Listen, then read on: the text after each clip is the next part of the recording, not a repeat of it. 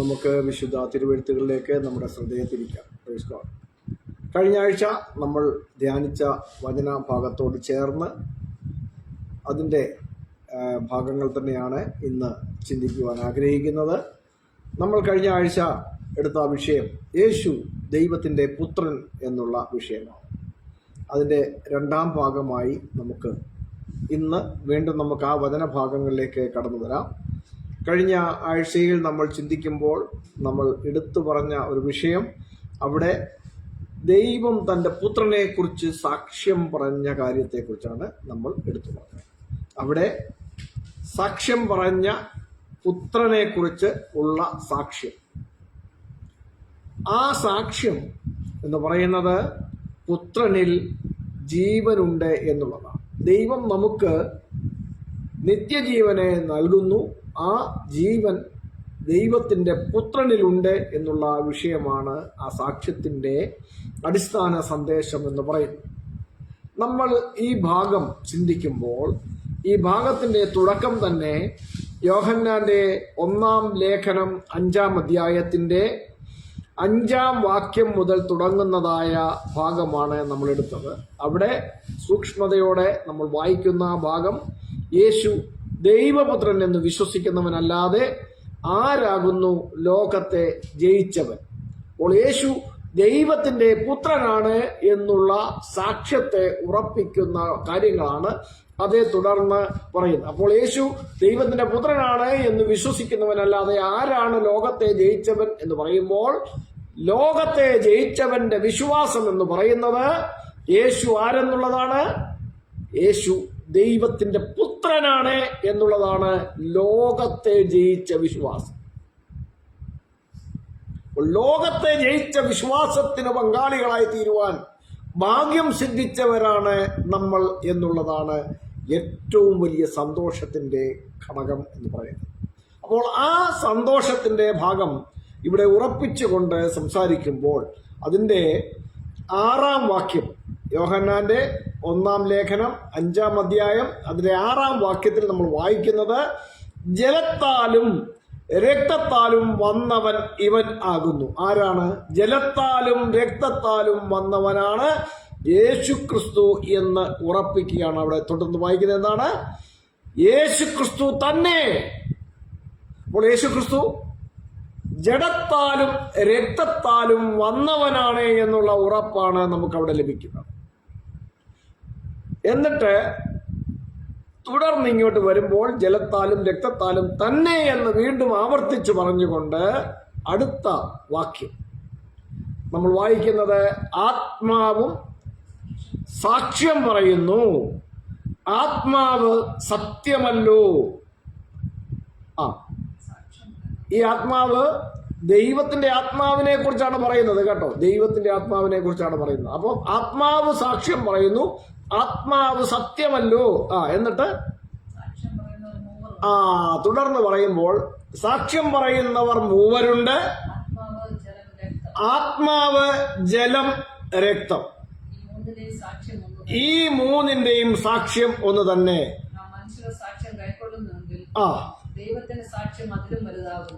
ഇവിടെ ഒരു വിഷയമുണ്ട്. നമ്മൾ ഈ വായിക്കുന്ന ഈ 7-ാം വാക്യം അത് എടുത്തു പറയേണ്ട വിഷയമാണ്. കാരണം ആ ഭാഗം കിങ് ജെയിംസ് ബൈബിളിൽ ഈ സത്യവേദ പുസ്തകത്തിൽ കാണുന്നതിൽ നിന്നും അല്പം വ്യത്യസ്തമായിട്ടാണ് കാണുന്നത്. അതിനെക്കുറിച്ച് പറയേണ്ടത് വളരെ ആവശ്യമായ ഒരു കാര്യമാണ്. കാരണം ചിലര് ആ ഭാഗം, ഈ കിങ് ജെയിംസ് വേർഷൻ ബൈബിളിലുള്ള ആ ഭാഗം അത് മറ്റുള്ള പരിഭാഷകളിലില്ല. അതെടുത്തുകൊണ്ട് വന്നിട്ട് എന്തോ സ്ഥാപിക്കാം എന്നുള്ള വ്യാമോഹത്തോടു കൂടെ കൊണ്ടുവരുന്ന ഒരു ഭാഗമാണ്. ഞാൻ അതിനെക്കുറിച്ച് പറയാം. അപ്പോൾ തൽക്കാലം നമ്മൾ ഇപ്പോൾ വായിച്ചുകൊണ്ടിരിക്കുന്ന സത്യവേദ പുസ്തകത്തിലുള്ളതായ ഭാഗം, ഇനി ആ ഭാഗം നമ്മൾ POCയിൽ വായിച്ചാലും ഈ പറയുന്ന പോലെയുള്ള സംഗതികളൊന്നുമില്ല. എനിവേയ്സ്, നമ്മളിപ്പോൾ വായിക്കുന്നത് സത്യവേദ പുസ്തകത്തിൽ നിന്നാണ് ഈ വാക്യം വായിക്കുന്നത്. ആത്മാവ് സാക്ഷ്യം പറയുന്നു, ആത്മാവും സാക്ഷ്യം പറയുന്നു, ആത്മാവ് സത്യമല്ലോ. ആത്മാവും സാക്ഷ്യം പറയുന്നു, ആത്മാവ് സത്യമല്ലോ. എന്നിട്ട് 8-ാം വാക്യം, സാക്ഷ്യം പറയുന്ന മൂവർ ഉണ്ട്. ആരാ മൂവര്? ആത്മാവ്, ജലം, രക്തം. അപ്പൊ ആത്മാവ്, ജലം, രക്തം എന്നിങ്ങനെ സാക്ഷ്യം പറയുന്ന മൂവരുണ്ടെന്നാണ് സത്യവേദ പുസ്തകത്തിൽ നമ്മൾ കാണുന്നത്. ഈ മൂവർ എന്നുള്ള പ്രയോഗം തന്നെ ശരിയാണോ എന്ന് പരിശോധിക്കേണ്ട ഒരു വിഷയം തന്നെയാണ്. എന്നാൽ സാക്ഷ്യം പറയുന്ന മൂവരുണ്ട് എന്ന് ഇവിടെ പറയുമ്പോൾ ആ സാക്ഷ്യം പറയുന്ന മൂവർ എന്ന് പറയുന്നത് മൂന്നാളുകളാണെങ്കിൽ അത് ഒന്ന് ആത്മാവാണ്, രണ്ട് ജലം, മൂന്ന് രക്തം. ആത്മാവ്, ജലം, രക്തം എന്നിങ്ങനെ മൂന്നാളുകൾ സാക്ഷ്യം പറയുന്നു എന്നാണോ എന്നുള്ളത് പരിശോധിക്കുന്നതാണ്. ഇനി ഈ ഭാഗം നമ്മൾ കിങ് ജെയിംസ് വേഴ്സൺ ബൈബിളിൽ നോക്കുമ്പോൾ അതുപോലെ തന്നെ ഗ്രീക്ക് ടെക്സ്റ്റ് വെൻ്റയിലുണ്ട്. ആ ഭാഗം തന്നെ അതുപോലെ തന്നെയുള്ള ഗ്രീക്ക് ടെക്സ്റ്റ് വെൻ്റയിലുണ്ട്. ആ ഭാഗം കിങ് ജെയിംസ് വേഴ്സൺ ബൈബിളിൽ വായിക്കുമ്പോൾ ഒരല്പം വ്യത്യാസമുണ്ട്. അത് എക്സ്പ്ലെയിൻ ചെയ്ത് മുന്നോട്ട് പോകേണ്ടത് വളരെ ആവശ്യവുമാണ്. അപ്പോൾ അവിടെ നമ്മൾ വായിക്കുന്നത് കിങ് ജെയിംസ് വേഴ്സൺ ബൈബിളിൽ വായിക്കുന്നത് ഇങ്ങനെയാണ്: four there are three that bear record in heaven. അങ്ങനെയാണ്. അപ്പൊ ഈ സത്യവേദ പുസ്തകത്തിൽ ഇല്ല ആ ഭാഗം, പ്രത്യേകം ശ്രദ്ധിക്കണം. ആ ഭാഗം സത്യവേദ പുസ്തകത്തിൽ ഇല്ല. there are three that bear record in heaven.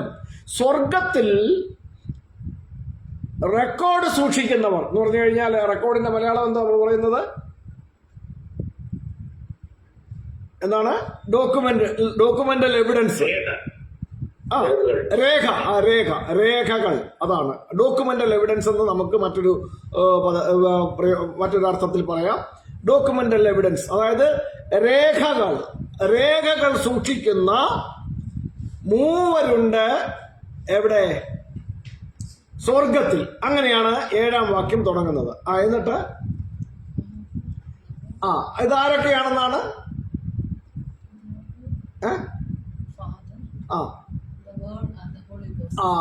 the Father, the Word and the Holy Ghost. അപ്പോൾ സ്വർഗത്തിൽ റെക്കോർഡ് സൂക്ഷിക്കുന്ന മൂന്നുണ്ട്: പിതാവ്, വചനം, ആത്മാവ്. ഇവിടെങ്ങും പിതാവ്, യേശുക്രിസ്തു, പരിശുദ്ധാത്മാവ് എന്നൊന്നും പറഞ്ഞിട്ടില്ല. തെറ്റിദ്ധരിക്കണ്ട, അങ്ങനെ പറഞ്ഞിട്ടില്ല. അവിടെ പറഞ്ഞിരിക്കുന്നത് പിതാവ്, വചനം, ആത്മാവ്, പരിശുദ്ധാത്മാവ്, ഇങ്ങനെയാണ് പറഞ്ഞിരിക്കുന്നത്. അപ്പോൾ പിതാവ്, വചനം, പരിശുദ്ധാത്മാവ് എന്നീ മൂന്നുണ്ട് സ്വർഗത്തിൽ റെക്കോർഡ് സൂക്ഷിക്കുന്നവർ. മനസ്സിലായല്ലോ? രേഖകൾ സൂക്ഷിക്കുന്ന മൂന്നുണ്ട് എന്നാണ് പറഞ്ഞിരിക്കുന്നത്. ഇനി അടുത്ത ഭാഗം നമ്മൾ താഴോട്ട് വരുമ്പോൾ അവിടെ തൊട്ടടുത്ത് തന്നെ പറയുന്ന ഒരു കാര്യങ്ങളുണ്ട്. And these three are one. എല്ലാവരും ഇത് വെച്ചുകൊണ്ട് വിചാരിക്കുന്നത് എന്താണെന്നറിയാമോ? പിതാവും പുത്രനും പരിശുദ്ധാത്മാവുമാണ് ഈ പറഞ്ഞിരിക്കുന്നത്. അങ്ങനെ അവിടെ പറഞ്ഞിട്ടില്ല. അവിടെ പറഞ്ഞിരിക്കുന്നത് പിതാവ്, വചനം, പരിശുദ്ധാത്മാവ് എന്നാണ് പറഞ്ഞിരിക്കുന്നത്. ഈ മൂന്നും സൂക്ഷിക്കുന്ന റെക്കോർഡ് ഒന്നാണ് എന്നാണ് അവിടെ പറഞ്ഞിരിക്കുന്നത്. there are three that keep record in heaven. these three are one എന്ന് പറഞ്ഞാൽ ഈ മൂന്ന് സൂക്ഷിക്കുന്ന റെക്കോർഡ്, രേഖ ഒന്നാണ് എന്നാണ് ഈ വചനഭാഗം പഠിപ്പിക്കുന്നത്. അല്ലാതെ ഈ പിതാവ്, വചനം, പരിശുദ്ധാത്മാവ് ഇത് മൂന്നും ഒന്നാണെന്ന് ഈ തൃത്വക്കാർ വിചാരിക്കുന്ന അർത്ഥത്തിൽ അവിടെ പറഞ്ഞിട്ടേ ഇല്ല. ഞാൻ അതാണ് അവിടെ സൂചിപ്പിക്കാൻ കാരണമായത്. കാരണം തൃത്വവിശ്വാസികൾ വലിയ കാര്യത്തെ ഈ കിങ് ജെയിംസ് വേഴ്സൺ ബൈബിളിൽ മാത്രമുള്ള ഈ ഭാഗം അവരുടെ താല്പര്യപ്രകാരം ദുർവ്യാഖ്യാനം ചെയ്യാൻ വേണ്ടി എടുത്തുകൊണ്ട് വരുന്നതാണ്. അത് സൂചിപ്പിക്കാതെ മുന്നോട്ട് പോവുക വയ്യാത്തത് കൊണ്ട് നമ്മളത് സൂചിപ്പിച്ചേ മതിയാകുകയുള്ളൂ. അപ്പോൾ അങ്ങനെ അവർ ഉദ്ദേശിക്കുന്ന ഒരു സംഗതി അവിടെ ഇല്ല. പിതാവ്, യേശുക്രിസ്തു, പരിശുദ്ധാത്മാവ് എന്നൊന്നും അവിടെങ്ങും പറഞ്ഞിട്ടില്ല. ഇനി യേശുക്രിസ്തുവിനെ കുറിച്ച് യേശുക്രിസ്തു വചനമാണെന്നും ബൈബിളിൽ പറഞ്ഞിട്ടില്ല. ബൈബിളിൽ ഒരു വാക്യത്തിൽ പോലും വചനം എന്നത് യേശുക്രിസ്തുവാണെന്നും ബൈബിളിൽ പറഞ്ഞിട്ടില്ല. അത് പറയുമ്പോൾ ചിലര് ഓടിപ്പോകും. വെളിപ്പാട് പുസ്തകം 19-ാം അധ്യായത്തിന്റെ 13-ാം വാക്യം. വലിയ കാര്യത്തെ അവർ വിചാരിക്കുന്നത് എന്തോന്നറിയാമോ? യേശുക്രിസ്തു ദൈവവചനമാണെന്നാണ്. എന്താ അവിടെ എഴുതിയിരിക്കുന്നത്? വെളിപ്പാട് 19:13. അവിടെ കുതിരപ്പുറത്തിരിക്കുന്ന ഒരാളെ കുറിച്ചല്ലേ പറയുന്നത്. അതിന് മുകളിൽ 12-ാം വാക്യം തൊട്ട് വായന. അനന്തരം സ്വർഗം തുറന്നിരിക്കുന്നത് ഞാൻ കണ്ടു. ആ ഒരു വെള്ളക്കുതിര പ്രത്യക്ഷപ്പെട്ടു. അതിന്റെ മേലിരിക്കുന്നവന് വിശ്വസ്തനും സത്യവാനും എന്നു പേർ. അവൻ നീതിയോടെ വിധിക്കുകയും പോരാടുകയും ചെയ്യുന്നു. അവന്റെ കണ്ണജ്വാല തലയിൽ അനേക രാജമുടികളുണ്ട്. എഴുതിയിട്ടുണ്ട് ഒരു നാമവും അവനുണ്ട്. തൊട്ട് മോളിൽ പറഞ്ഞ പേരെന്തോന്നാ പറഞ്ഞത്? ആ കുതിരപ്പുറത്തിരിക്കുന്നതിന്റെ പേരെന്തോന്നാ പറഞ്ഞത്? വിശ്വസ്തനും സത്യവാനും എന്ന് പേര് ഉള്ള ഒരുത്തൻ കുതിരപ്പുറത്തിരിപ്പുണ്ട്. താഴോട്ട് വന്നപ്പോ അവനെ കുറിച്ച് 13-ാം വാക്യത്തിൽ പറയുന്നത് എന്താണ്? അവൻ രക്തം തളിച്ച ഉടുപ്പ് ധരിച്ചിരിക്കുന്നു. അവന് ദൈവവചനം അഥവാ ദൈവത്തിന്റെ വചനമെന്ന് പേര് പറയുന്നു എന്നുകൂടി പറഞ്ഞിരിക്കുന്നു. അപ്പൊ വിശ്വസ്തനും സത്യവാനും എന്ന് പേരുള്ള ഒരുത്തൻ കുതിരപ്പുറത്തിരിക്കുന്നു. അവന് ഇങ്ങനെയും ഒരു പേര് പറയുന്നു. എന്ത്? ദൈവത്തിന്റെ വചനമെന്ന് പേര് പറയുന്നു എന്നാണ് അവിടെ പറഞ്ഞിരിക്കുന്നത്. അതല്ലാതെ ആ ഇരിക്കുന്നത് യേശുക്രിസ്തുവാണെന്ന് ബൈബിളിൽ പറഞ്ഞിട്ടില്ല. ഈ വെളിപ്പാട് കണ്ട യോഹന്നാൻ പറഞ്ഞിട്ടില്ല കുതിരപ്പുറത്ത് യേശുക്രിസ്തു ഇരിക്കുന്നത് കണ്ടെന്ന്. അതുകൊണ്ട് യേശുക്രിസ്തു ദൈവത്തിന്റെ വചനമാണെന്നും അവിടെ പറഞ്ഞിട്ടില്ല. ആ കുതിരപ്പുറത്തിരിക്കുന്നവൻ ആരായാലും അവൻ ഇങ്ങനെ ഒരു പേര് പറയപ്പെടുന്നു എന്നാണ് പറഞ്ഞിരിക്കുന്നത്. മനസ്സിലായോ? അല്ലാതെ യേശുക്രിസ്തു ആണ് വചനമെന്നോ യേശുക്രിസ്തു ദൈവത്തിന്റെ വചനമാണെന്നോ ബൈബിളിൽ ഒരിടത്തും പറഞ്ഞിട്ടില്ല.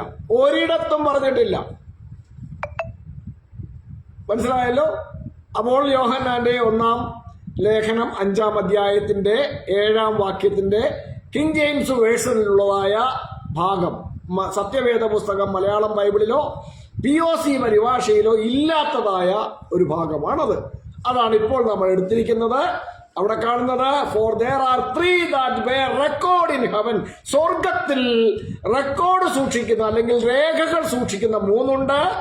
ആ 3-ൽ 1 പിതാവാണ്, 2 വചനമാണ്, 3 പരിശുദ്ധ ആത്മാവാണ്. പരിശുദ്ധാത്മാവെന്ന് പറഞ്ഞു കഴിഞ്ഞാൽ തന്നെ അതെന്താണ്? ദൈവത്തിന്റെ ആത്മാവാണ് പരിശുദ്ധാത്മാവെന്ന് വിശുദ്ധ വേദപുസ്തകം വളരെ കൃത്യമായി നമ്മളെ പഠിപ്പിക്കുന്നുണ്ട്. ദൈവത്തിന്റെ ആത്മാവിനെയാണ് പരിശുദ്ധാത്മാവ് അഥവാ ദ ഹോളി സ്പിരിറ്റ് എന്ന് വിശുദ്ധ വേദപുസ്തകത്തിൽ പറഞ്ഞിരിക്കുന്നത്. അല്ലാതെ പരിശുദ്ധാത്മാവ് വേറൊരു വ്യക്തിയാണെന്നോ വേറൊരാളാണെന്നോ ബൈബിളിൽ പറഞ്ഞിട്ടില്ല. പരിശുദ്ധാത്മാവെന്ന് പറഞ്ഞ് വേറൊരാളുണ്ടെന്ന് പറഞ്ഞിട്ടില്ല. പിന്നെന്താണ്? യേശുക്രിസ്തു പിതാവിനോട് ഞാൻ ചോദിക്കും, അവൻ നിങ്ങൾക്ക് സത്യത്തിന്റെ ആത്മാവെന്ന മറ്റൊരു കാര്യസ്ഥനെ അയച്ചു തരും എന്ന് പറഞ്ഞുകൊണ്ടൊരു ഡിസ്ക്രിപ്ഷൻ ബൈബിളിലുണ്ട്. അത് പരിശുദ്ധാത്മാവ്, സത്യത്തിന്റെ ആത്മാവ് എന്നൊക്കെ പറഞ്ഞിരിക്കുന്നുണ്ട്. ഞാൻ പിതാവ് എന്റെ നാമത്തിൽ അയപ്പാനിരിക്കുന്ന പരിശുദ്ധാത്മാവ് എന്ന കാര്യസ്ഥൻ എന്ന് കൂടി പറഞ്ഞിട്ടുണ്ട്. യോഹന്നാന്റെ സുവിശേഷം 14-ാം അധ്യായത്തിന്റെ 16-ാം വാക്യം 26-ാം വാക്യം എന്നിവിടങ്ങളിലാണ് നമ്മളിത് കാണുന്നത്. അപ്പോൾ കാര്യസ്ഥനായുള്ള ഒരു നിയോഗമായി ദൈവം തന്റെ ആത്മാവായ പരിശുദ്ധ ആത്മാവിനെ അയക്കുന്നതിനെ കുറിച്ചാണ് യേശുക്രിസ്തു അവിടെ പറയുന്നത്. ഇനി പരിശുദ്ധാത്മാവ് വേറൊരു വ്യക്തിയാണെങ്കിൽ വലിയൊരു ആശയക്കുഴപ്പത്തിലേക്കാണ് തൃത്വക്കാർ എത്തിച്ചേരുന്നത്. എന്താണെന്നറിയാമോ? യേശുക്രിസ്തുവിന്റെ പിതാവ് പരിശുദ്ധാത്മാവ് എന്ന് പറയുന്ന ഈ കാര്യസ്ഥനാണെന്ന് ഇവർ സമ്മതിക്കണം. കാരണം ഇവരോട് ഞാൻ ചോദിച്ചിട്ടുണ്ട്, എത്ര പരിശുദ്ധാത്മാവുണ്ട്? ഒരു പരിശുദ്ധാത്മാവേ ഉള്ളൂ എന്നാണ് ഇവർ പറയുന്നത്. അപ്പോൾ ആ പരിശുദ്ധാത്മാവ് തന്നെയാണോ പെന്തക്കോസ്ത് നാളില് യേശുക്രിസ്തു പറഞ്ഞ പ്രകാരം അയക്കപ്പെട്ട കാര്യസ്ഥനെന്ന് ചോദിച്ചപ്പോൾ അതെ എന്ന് പറഞ്ഞിട്ട് വലിയ പണ്ഡിതനായ ഒരാള് അങ്ങനെയാണെങ്കിൽ പിന്നെ യേശുക്രിസ്തുവിന്റെ പിതാവ് ആരാണെന്ന് ഞാൻ ചോദിച്ചു. എന്താ ചോദ്യത്തിന്റെ അടിസ്ഥാനം? മത്തായി എഴുതിയ സുവിശേഷം 1-ാം അധ്യായത്തിന്റെ 18 മുതൽ 20 വരെയുള്ള വാക്യഭാഗങ്ങളിൽ, മത്തായി എഴുതിയ സുവിശേഷം 1-ാം അധ്യായത്തിന്റെ 18 മുതൽ 20 വരെയുള്ള വാക്യഭാഗങ്ങളിൽ വളരെ സ്ഫുടമായി തന്നെ മറിയം ഗർഭിണിയായത് പരിശുദ്ധാത്മാവിലാണെന്ന് രേഖപ്പെടുത്തിയിട്ടുണ്ട്. ദൂതൻ അതിനെക്കുറിച്ച് എടുത്തു പിന്നെയും യോസഫിനോട് പറയുകയാണ്, അവളിൽ അഥവാ മറിയത്തിൽ ഉൽപാദിതമായിരിക്കുന്നത് പരിശുദ്ധ ആത്മാവിനാലാണ്. ഇപ്പൊ പരിശുദ്ധാത്മാവ് വേറൊരു വ്യക്തിയാണെങ്കിൽ എന്താ സംഭവിക്കുക? ഒരു സ്ത്രീ ഏതൊരു വ്യക്തിയിൽ നിന്നാണോ ഗർഭവതിയാകുന്നത് ആ സ്ത്രീ പ്രസവിക്കുന്ന കുട്ടി ആ വ്യക്തിയുടെ കുട്ടിയാണ്. ആ കുട്ടിയുടെ പിതാവ് ആ വ്യക്തിയാണ്. അപ്പോൾ പരിശുദ്ധാത്മാവ് വേറൊരു വ്യക്തിയാണെങ്കിൽ യേശുവിന്റെ പിതാവ് പരിശുദ്ധാത്മാവ് എന്ന് പറയുന്ന ഈ ഒരു പരിശുദ്ധാത്മാവയോടെന്ന് പറയും. അത് തന്നെയാണ് പെന്തക്കോസ്ത് നാളിൽ വന്ന പരിശുദ്ധാത്മാവ് എന്ന കാര്യസ്ഥൻ എന്ന് പറയുകയും ചെയ്താൽ ഈ കാര്യസ്ഥനാണ് യേശുക്രിസ്തുവിന്റെ പിതാവെന്ന് കൂടി ഇവർ സമ്മതിച്ചേ മതിയാവും. അപ്പൊ ഇങ്ങനെയുള്ള വലിയൊരു ആശയക്കുഴപ്പത്തിലേക്കാണ് ഇവരെത്താൻ പോകുന്നത്. പരിശുദ്ധാത്മാവ് എന്ന് പറഞ്ഞൊരു വ്യക്തിയില്ല, പിന്നെന്താണ്? അവൻ എന്ന സംബോധന ഉണ്ടാകാം. വൃക്ഷത്തെ വരെ അവനെന്ന് വിളിച്ചിരിക്കുന്നതാണ് നമ്മൾ വായിക്കുന്ന ബൈബിളിൽ. വൃക്ഷത്തെ വരെ അവൻ എന്ന് സംബോധന ചെയ്തിട്ടുണ്ട്. ഇവിടെ കണ്ടില്ലേ, മൂവർ എന്ന് പറഞ്ഞിരിക്കുമ്പോൾ അത് രക്തം, ജലം, ഇതൊക്കെ ഓരോ ആളുകളാണോ രക്തവും ജലവും ഒക്കെ? സത്യവേദ പുസ്തകത്തിലാണ് എഴുതിയിരിക്കുന്നത്. സാക്ഷ്യം പറയുന്ന മൂവറുണ്ട്, ആത്മാവ്, ജലം, രക്തം. അപ്പൊ ജലവും രക്തവും ഓരോ ആളുകളാണല്ലേ? വളരെ സൂക്ഷ്മതയോടെ വിശുദ്ധ വേദപുസ്തകം പഠിക്കേണ്ടത് നമുക്ക് ആവശ്യമാണ്. അപ്പോൾ ദൈവത്തിന്റെ ആത്മാവ് ആണ് പരിശുദ്ധാത്മാവ്. ദൈവം തന്റെ ആത്മാവിനെ മറിയത്തിന്റെ മേൽ അയക്കുമ്പോൾ ദൈവത്തിന്റെ ശക്തി മറിയത്തിന്റെ മേൽ വ്യാപരിക്കുന്നതിലൂടെ, താമസിക്കുന്നതിലൂടെ മറിയം ഗർഭിണിയാകുന്നു. അങ്ങനെ മറിയത്തിൽ ഉൽപാദിതമായ വിശുദ്ധ പ്രജയാണ് യേശു എന്ന ക്രിസ്തു എന്ന് വിശുദ്ധ വേദപുസ്തകം നമ്മളെ പഠിപ്പിക്കുന്നു. യേശുവിനെ ഉൽപ്പാദിപ്പിക്കപ്പെടുകയാണ് വിശുദ്ധ മറിയത്തിലൂടെ നടക്കുന്നത്. അതാണ് മത്തായിയുടെ സുവിശേഷം 1-ാം അധ്യായം 18-ാം വാക്യം മുതൽ 20 വരെ യേശുക്രിസ്തുവിന്റെ ജനനം ഇവണ്ണമായിരുന്നു എന്ന് പറഞ്ഞുകൊണ്ട് എടുത്തു പറഞ്ഞിരിക്കുന്നത്. ഇനി ലൂക്കോസിന്റെ സുവിശേഷം 1-ാം അധ്യായത്തിന്റെ 35-ാം വാക്യത്തിലേക്ക് നമ്മൾ പോയാൽ അവിടെ നമ്മൾ വായിക്കുന്നത് മറിയം ദൂതനോട് ഇതെങ്ങനെ സംഭവിക്കും, ഞാനൊരു പുരുഷനെ അറിഞ്ഞിട്ടില്ലായകയാൽ ഇതെങ്ങനെ സംഭവിക്കുമെന്ന് ചോദിക്കുമ്പോൾ അവിടെ യേശുവിന്റെ ഉത്ഭവം നടക്കുന്നതിനെ കുറിച്ച് മറിയത്തോട് പറഞ്ഞു കൊടുക്കുക. അപ്പോൾ യേശുവിന്റെ ഉത്ഭവം നടന്നത് മറിയത്തിലാണ് എന്നുള്ളത് വിശുദ്ധ വേദപുസ്തകം വളരെ വ്യക്തമായി പഠിപ്പിക്കുന്ന ഒരു വാക്യമാണ്. ലൂക്കോസ് എഴുതിയ സുവിശേഷം 1-ാം അധ്യായത്തിന്റെ 35-ാം വാക്യം അവിടെ വായിക്കുന്നത് എന്താണ്? മറിയത്തിന്റെ ചോദ്യത്തിന് മറുപടിയായി അതിന് ദൂതൻ പരിശുദ്ധാത്മാവ് നിന്റെ മേൽ വരും, അത്യുന്നതന്റെ ശക്തി നിന്റെ മേൽ നിഴലിടും, ആകയാൽ ഉത്ഭവിക്കുന്ന വിശുദ്ധ പ്രജ ദൈവത്തിന്റെ പുത്രൻ എന്ന് വിളിക്കപ്പെടും. അപ്പോൾ പരിശുദ്ധാത്മാവ് മറിയത്തിന്റെ മേൽ വരികയും മറിയത്തിന്റെ മേൽ അത്യുന്നതന്റെ ശക്തി ആവസിക്കുകയും ചെയ്തതിലൂടെ മറിയത്തിൽ നിന്നും ഉത്ഭവിച്ച വിശുദ്ധ പ്രജയാണ് യേശു എന്ന ക്രിസ്തു എന്ന് വളരെ കൃത്യമായി നമ്മൾ അവിടെ വായിക്കുകയാണ് ചെയ്യുന്നത്. അപ്പോൾ ഇങ്ങനെ വളരെ കൃത്യതയോടുകൂടി പറഞ്ഞിരിക്കുന്ന കാര്യമാണ്. അപ്പോൾ ഞാൻ പറഞ്ഞു വന്നത്, സ്വർഗത്തിൽ സാക്ഷ്യം വഹിക്കുന്ന 3 ഉണ്ട്. അവിടെ റെക്കോർഡ് എന്ന് ഇംഗ്ലീഷിൽ വായിക്കുമ്പോൾ നമ്മൾ ഗ്രീക്ക് ടെക്സ്റ്റ് എടുത്ത് നോക്കിക്കഴിഞ്ഞാൽ ഇവിടെ ഭൂമിയിൽ സാക്ഷ്യം വഹിക്കുന്ന 3 ഉണ്ട്, സ്വർഗത്തിൽ സാക്ഷ്യം വഹിക്കുന്ന 3 ഉണ്ട് എന്ന് വരുന്ന രീതിയിൽ അത് അവിടെ വായിക്കുന്നത് മാർട്യൂറോണ്ടസ് എന്നുള്ള പദമാണ്. മാർട്യൂറോണ്ടസ് നമ്മളത് വായിക്കുന്നത് യോഹന്നാന്റെ 1-ാം ലേഖനം 5-ാം അധ്യായത്തിന്റെ 7-ാം വാക്യത്തിൽ വായിക്കുന്നത് ഒട്ടി ട്രൈസ് എയ്സിൻ ഒയ് മാർട്യൂറോണ്ടസ് എൻടോ യുറാനോ.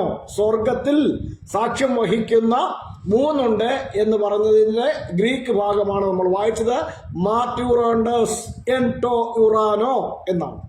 ഒട്ടി ട്രൈസ് എയ്സിൻ ഒയ് മാർട്യൂറോണ്ടസ് എൻടോ യുറാനോ. അത് ആരൊക്കെയാണെന്ന് തുടർന്ന് പറയുകയാണ്. ഓ പാതർ, ഹോ ലോഗോസ്, കായിട്ടോ അഗിയോൺ ന്യൂമ, കായ് ഉട്ടോയ്. അത് 3 അതാണ് കായ് ഉട്ടോയ് എന്ന് പറഞ്ഞാൽ അവ എന്ന അർത്ഥം വരുന്ന അത്, അവ എന്നൊക്കെ എന്ന് വെച്ചാൽ ബഹുവചന രൂപത്തിലുള്ള പദമാണ്. ഹുട്ടോയ്, ഓയ്, ട്രേസ്, എൻ എ സി. ആ 3 ഒന്നാണ് എന്നാണ് അതിന്റെ അർത്ഥം. അപ്പോൾ ഈ സ്വർഗത്തിൽ സാക്ഷ്യം വഹിക്കുന്ന 3 ഉണ്ട്. ആ 3ന്റെയും സാക്ഷ്യം ഒന്നാണെന്നും തുടർന്ന് നമ്മൾ വായിക്കുന്നത് എന്താണ്? വായിക്കുന്ന കായ് ട്രേസ് എയ്സിൻ ഒയ് മാർട്യൂറണ്ടസ് എൻടെ ഗേ. ഭൂമിയിൽ സാക്ഷ്യം വഹിക്കുന്ന 3 ഉണ്ട്. രണ്ടിടത്തും ഒരേ ഗ്രീക്ക് പദം തന്നെയാണ് ഉപയോഗിച്ചിരിക്കുന്നത്. ഇംഗ്ലീഷ് ബൈബിളിലേക്ക് വരുമ്പോൾ ഒരിടത്ത് റെക്കോർഡെന്നും മറ്റൊരിടത്ത് വിറ്റ്നസ് എന്നും ആണ് ഉപയോഗിച്ചിരിക്കുന്നത്. രണ്ടിന്റെ അർത്ഥം സാക്ഷ്യം എന്നാണ്. മാർട്യൂറണ്ടസ് എന്ന ഒറ്റ പദം തന്നെയാണ് രണ്ടിടത്തും ഉപയോഗിച്ചിരിക്കുന്നത്. അതിനെ ഒരിടത്ത് റെക്കോർഡെന്നും ഒരിടത്ത് വിറ്റ്നസ് എന്നും. വിറ്റ്നസ് മാർട്യൂറണ്ടസ് എന്ന് പറഞ്ഞു കഴിഞ്ഞാൽ വിറ്റ്നസ്, സാക്ഷ്യം വഹിക്കുന്നു എന്നാണ് അർത്ഥം. അപ്പോൾ മാർട്യൂറയോ എന്ന് പറഞ്ഞു കഴിഞ്ഞാൽ ഐ ബെയർ വിറ്റ്നസ് എന്നാണ്, ഞാൻ സാക്ഷ്യം വഹിക്കുന്നു എന്നാണ് ഗ്രീക്ക് പദത്തിന്റെ അർത്ഥം വരുന്നത്. അപ്പോൾ ഇവിടെ ഭൂമിയിൽ സാക്ഷ്യം വഹിക്കുന്ന മൂന്നുണ്ട് എന്ന് പറഞ്ഞിരിക്കുന്ന ഭാഗം മാത്രം എടുത്തിട്ടാണ് നമ്മുടെ സത്യവേദ പുസ്തകത്തിൽ കാണുന്ന പരിഭാഷയിൽ കാണുന്നത്. ആത്മാവും സാക്ഷ്യം പറയുന്നു, ആത്മാവും സത്യമല്ലോ എന്ന് പറഞ്ഞിട്ട് 8-ാം വാക്യത്തിലേക്ക് വരുമ്പോൾ സാക്ഷ്യം പറയുന്ന മൂവരുണ്ട്, ആത്മാവ്, ജലം, രക്തം. ഈ മൂന്നിന്റെയും സാക്ഷ്യം ഒന്ന് തന്നെ എന്ന് സത്യവേദ പുസ്തകത്തിൽ കിടപ്പുണ്ട്. അത്രയേ ഉള്ളൂ. അതേപോലെ സ്വർഗത്തിൽ സാക്ഷ്യം വഹിക്കുന്ന മൂന്നുണ്ട്, ആ മൂന്നിന്റെയും സാക്ഷ്യം ഒന്നാണ് എന്നതാണ് നമ്മൾ വായിച്ച KJVയിൽ നിന്ന് വായിച്ച ഭാഗമായാലും ഗ്രീക്ക് ടെക്സ്റ്റ് ആയാലും കാണുന്നത്. ഇത് സത്യവേദ പുസ്തകത്തിലില്ല, POCയിലില്ല. ഈ ഭാഗം ഇതിന്റെ എല്ലാം കൂടെ ഒരു അവിടുന്ന് ഇവിടുന്ന് എടുത്ത ഒരു ഭാഗം മാത്രമേ സത്യവേദ പുസ്തകത്തിലും POCയിലും ഒക്കെ കാണാനുള്ളൂ എന്ന് നമ്മൾ മനസ്സിലാക്കണം. അപ്പോൾ വലിയ കാര്യത്തെ ഈ KJVയിലുണ്ട് എന്ന് പറഞ്ഞുകൊണ്ട് എടുത്തുകൊണ്ട് വരുന്നത് കൊണ്ടും ഒന്നും സ്ഥാപിക്കാനില്ല എന്ന് നമ്മൾ മറന്നുപോകരുത്. അപ്പോൾ ഈ സാക്ഷ്യം എന്താണ്? സ്വർഗത്തിലും ഭൂമിയിലും സാക്ഷ്യം വഹിക്കുന്ന ആ സാക്ഷ്യം ഒന്ന് തന്നെയാണ്. അതെന്താണ്? യേശു ദൈവത്തിന്റെ പുത്രനാണ് എന്നുള്ള സാക്ഷ്യമാണ്. ആ സാക്ഷ്യമാണ് ഇവിടെ നമ്മൾ കാണുന്നത്. ആ പുത്രനിൽ നമുക്ക് ജീവനുണ്ട് എന്നുള്ള സാക്ഷ്യമാണ് പിതാവ് പുത്രനെ കുറിച്ച് അറിയിച്ചു തരുന്നത്. പിതാവ് പുത്രനെ കുറിച്ച്, അഥവാ ദൈവം തന്റെ പുത്രനെ കുറിച്ച് നമുക്കറിയിച്ചു തരുന്ന സാക്ഷ്യം എന്ന് പറയുന്നത് ആ ദൈവത്തിനൊരു പുത്രനുണ്ടെന്നും ആ പുത്രനിൽ നമുക്ക് ജീവനുണ്ട് എന്നുള്ളതായ സാക്ഷ്യമാണ്. ഈ യേശുവിനെ സ്വീകരിക്കുന്നവന് ജീവനുണ്ട് എന്നുള്ളതാണ് വിശുദ്ധ തിരുവെഴുത്തുകൾ നമ്മെ പഠിപ്പിക്കുന്നത്. ആകയാൽ പ്രിയരെ, നമ്മുടെ ജീവന്റെ ആധാരമായി ദൈവം നമുക്ക് തന്നിരിക്കുന്നത് യേശുക്രിസ്തുവിലൂടെ നമുക്ക് ലഭ്യമാകുന്ന നിത്യജീവനെയാണ്. ആ പ്രത്യാശയാണ് യേശുക്രിസ്തു നമുക്ക് പകർന്നു തന്നിരിക്കുന്നത്. ആകയാൽ എൻ്റെ പ്രിയരെ, നമ്മൾ വിശ്വസിക്കേണ്ടത് ദൈവത്തിന്റെ പുത്രനിലൂടെ ദൈവം നമുക്ക് ദാനമായി നൽകുന്ന നിത്യജീവന്റെ പ്രത്യാശയിലാണ് നമ്മൾ വിശ്വസിക്കേണ്ടത്. അപ്പോൾ പിതാവ് പുത്രനെ കുറിച്ച് പറയുന്ന സാക്ഷ്യം നമ്മൾ കൈക്കൊള്ളേണ്ടത് വളരെ ആവശ്യമാണ്. ദൈവം തന്റെ പുത്രനെ കുറിച്ച് നമുക്ക് തരുന്ന സാക്ഷ്യം നമ്മൾ കൈക്കൊള്ളേണ്ടത് വളരെ ആവശ്യമാണ്. ആകയാൽ പ്രിയരെ, നമ്മുടെ ഹൃദയങ്ങളെ തിരുവെഴുത്തുകളുമായിട്ട് ഏകീഭവിച്ചുകൊണ്ട് വിശുദ്ധ തിരുവെഴുത്ത് നമ്മുടെ മുമ്പിലേക്ക് വയ്ക്കുന്ന ദൈവം ഒരുവനേയുള്ളൂ എന്നും അത് യേശുക്രിസ്തുവിന്റെയും ദൈവമായ പിതാവാണെന്നും ആ ദൈവത്തിനൊരു പുത്രനുണ്ടെന്നും ആ പുത്രനിലൂടെയാണ് നമുക്ക് ജീവൻ ലഭിക്കുന്നതുമുള്ള വിശുദ്ധ തിരുവെഴുത്തിന്റെ സന്ദേശത്തെ ഹൃദയത്തിൽ സ്വീകരിക്കേണ്ടത് വളരെ ആവശ്യമാണ്. സത്യത്തിന്റെ പരിജ്ഞാനത്തിലേക്ക് നമ്മൾ എത്തണം. ആ പരിജ്ഞാനത്തിലൂടെ നമ്മൾ നമ്മുടെ പ്രത്യാശയുടെ ജീവിതം മുന്നോട്ട് നയിക്കണം.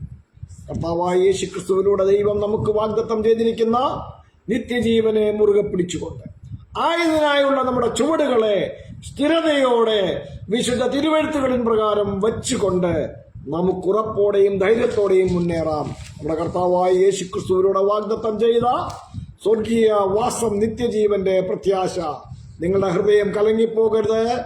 ദൈവത്തിൽ വിശ്വസിപ്പീൻ, എന്നിലും വിശ്വസിപ്പീൻ. എന്റെ പിതാവിന്റെ ഭവനത്തിൽ അനേക വാസസ്ഥലങ്ങളുണ്ട്, ഇല്ലെങ്കിൽ ഞാൻ നിങ്ങളോട് പറയുമായിരുന്നു. ഞാൻ നിങ്ങൾക്ക് സ്ഥലമൊരുക്കുവാൻ പോകുന്നു. ഞാൻ പോയി സ്ഥലമൊരുക്കിയാൽ പിന്നെയും വന്ന് നിങ്ങളെ എന്റെ അടുക്കൽ ചേർത്തുകൊള്ളും. ഞാനായിരിക്കുന്ന ഇടത്ത് നിങ്ങളും ആയിരിക്കേണ്ടതിന്. ഇതാണ് നമുക്ക് തന്ന വാഗ്ദത്തം. യോഹന്നാന്റെ സുവിശേഷം 14-ാം അധ്യായത്തിന്റെ 1 മുതൽ 3 വരെയുള്ള വാക്യഭാഗങ്ങളിൽ വളരെ കൃത്യമായി ഇതുണ്ട്. പിതാവിന്റെ ഭവനത്തിലെ വാസസ്ഥലങ്ങളെ കുറിച്ച്, അവിടെ നമുക്ക് വേണ്ടി സ്ഥലമൊരുക്കുവാൻ പോകുന്നതിനെ കുറിച്ച് വാഗ്ദത്തം തന്നിട്ട് പോയിരിക്കുന്ന നമ്മുടെ കർത്താവ് വീണ്ടും വരും. സ്ഥലമൊരുക്കിയ ശേഷം വീണ്ടും വരും. ആ വരുന്നത് താനായിരിക്കുന്ന ഇടത്തേക്ക് നമ്മളെയും ചേർത്തുകൊണ്ട് അവനോടൊപ്പം നമ്മളുമായിരിക്കേണ്ടതിനാണ്. ഹൃദയങ്ങൾ പ്രത്യാശയാൽ നിറയട്ടെ. സമർപ്പണത്തോടെ വിശ്വാസത്തോടെ മുന്നേറുവാൻ നമുക്ക് കഴിയട്ടെ. നമ്മെ തന്നെ ദൈവാസന്നിധിയിൽ സമർപ്പിച്ചുകൊണ്ട് പ്രാർത്ഥനയ്ക്കായിട്ട് നമ്മുടെ തലകളെ ദൈവാസന്നിധിയിൽ വണക്കുകയും ഹൃദയങ്ങളെ ദൈവാസന്നിധിയിലേക്ക് ഏകാഗ്രമാക്കിയും നമുക്ക് പ്രാർത്ഥിക്കാം. നമ്മെല്ലാവരും സമർപ്പണത്തോടെയും പ്രാർത്ഥനയോടെയും കൂടി ആയിരിക്കുമ്പോൾ നമ്മുടെ തോമസ് കുട്ടിച്ചായൻ ശബ്ദമുയർത്തി പ്രാർത്ഥിക്കും.